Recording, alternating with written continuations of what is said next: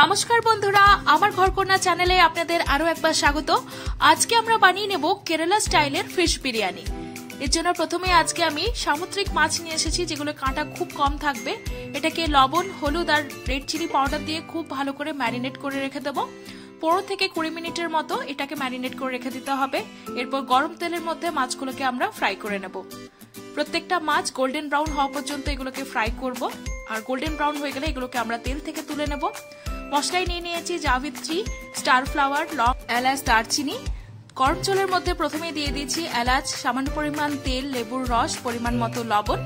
জলটা ভালো করে ফুটে গেলে এর মধ্যে আমরা বাসমতি চালটা দিয়ে দেব। 70% কুক করব। এরপর মশলা বানানোর জন্য প্রথমেই পেঁয়াজটাকে ফ্রাই করে নিতে হবে। এরপর এর মধ্যে দিয়ে দেব চপড গার্লিক বা রসুন, আর দিয়ে দিচ্ছি আদা আর কাঁচা লঙ্কা বাটা। মশলাটা খুব ভালো করে ফ্রাই হয়ে গেলে এর মধ্যে দিয়ে দেবো সামান্য পরিমাণ লবণ, হলুদ, দিয়ে দিচ্ছি টমেটো বাটা। টমেটোটা থেকে তেল ছেড়ে গেলে এর মধ্যে এরপর আমরা দিয়ে দেবো বিরিয়ানি মশলা। পরিমাণ মতো বিরিয়ানি মশলা দিয়ে দিচ্ছি। ওপর থেকে দেব কুচনো কাঁচা লঙ্কা, আর দিয়ে দিচ্ছি জাবিত্রী ভেজানো জল। জাবিত্রীটাকে আগে থেকে আমি ভিজিয়ে রেখেছিলাম। এরপর টক দই দিয়ে খুব ভালো করে একবার নেড়ে চেড়ে নেব। 5 থেকে 10 মিনিটের মতো ফুটিয়ে নিতে হবে।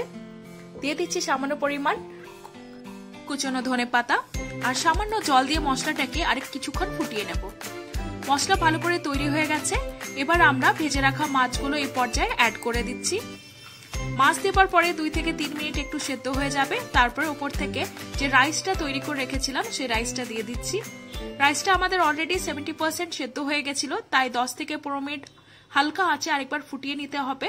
ব্যাস, তাহলেই তৈরি হয়ে যাবে দারুণ স্বাদের বিরিয়ানি। এটা দেখতেও খুবই সুন্দর হয়েছে, খেতে তার থেকেও ভালো। আপনারাও বাড়িতে বানিয়ে ফেলুন এই কেরালা স্টাইল ফিশ বিরিয়ানি। আর কেমন লাগলো আমাদের জানাবেন। ধন্যবাদ সবাইকে।